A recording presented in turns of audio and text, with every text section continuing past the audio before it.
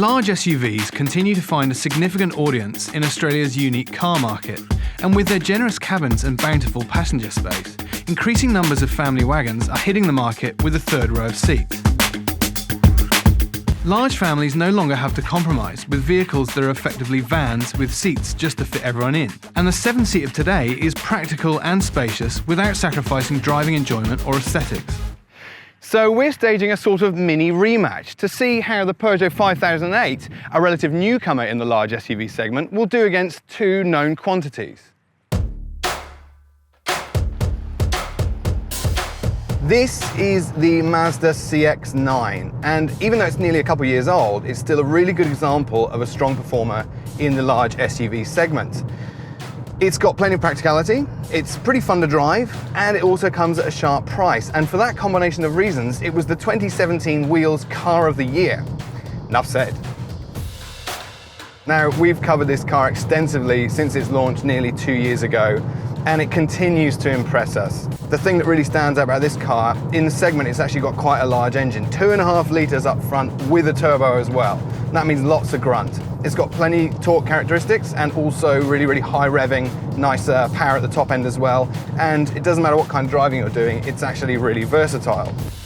NVH levels are really good, but it doesn't really inspire you with any sort of sporty note.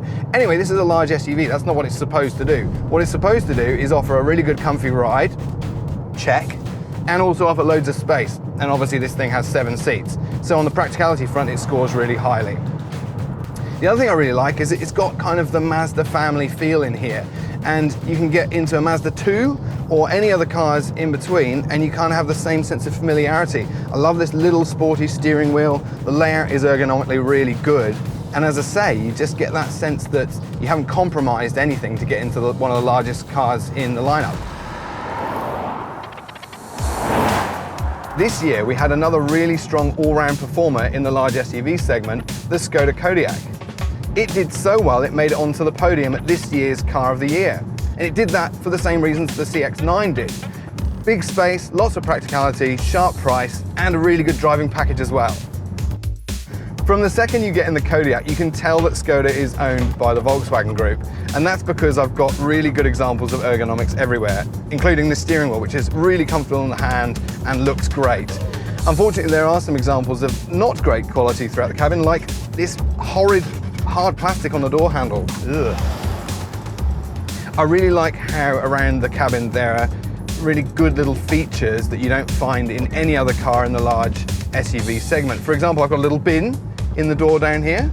I normally just throw it on the floor behind the seat, but that's excellent. That'll keep the cabin a little tidier. I've got these little holders for iPads and devices on the backs of the headrests. And if you look on the door outside, when you open it, a little guard pops out to stop you hurting other vehicles or the edge of your own door. It's little examples like that that are just clever and show that they're thinking ahead of the game. So up front, we've got a 2-litre turbocharged petrol engine, 4 cylinders. There's enough grunt there, certainly, but the thing that slightly lets it down is once again the old DSG gearbox. That's a dual clutch automatic. And what that does from when you're changing down a gear, it's really snappy, as it is with upshifts as well. But it's a little lazy when you want to overtake.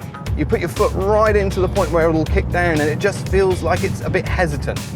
And then when you're pulling away from a standstill, it's the opposite. It just will do a full, almost race launch control on you without even expecting it. So I'd like a little bit more consistency.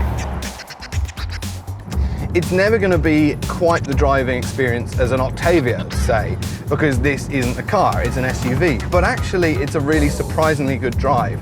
It's light in the hands, it's pretty nimble. Generally, the whole driving experience and attitude is of a car much lighter than this one.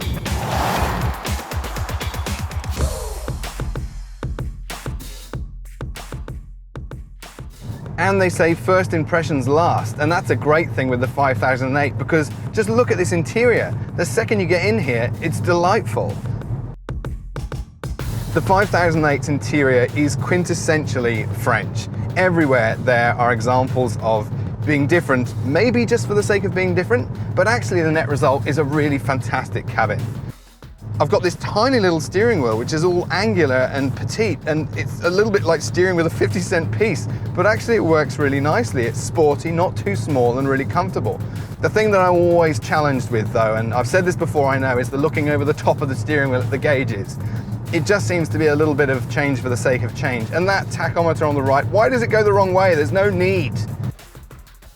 But the rest of the cabin is fantastic. Like the use of these materials, that's like a good suit that's been lining the doors. Also, top marks for these switches down here. Some of them are hidden away and flush, others are really prominent, almost like Lamborghini. Another really great point is this information entertainment system. Not only have you got the hotkeys that take you to the main areas of navigation, climate control, car settings, it also is complemented by a touch screen as well, and that makes it so easy to navigate.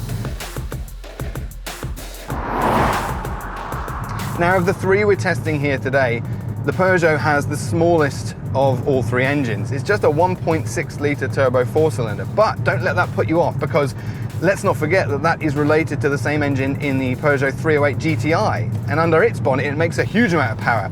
For this it is slightly detuned, but it still performs really well.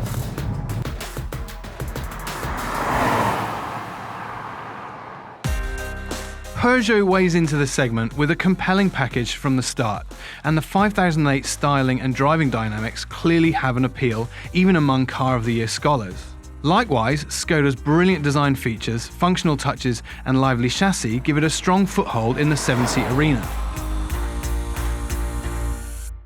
The CX-9 was voted not just the best 7-seater in Australia last year, but the best car of them all. And even in the light of two formidable newcomers, the reasons Mazda's offering took the top podium spot still ring true.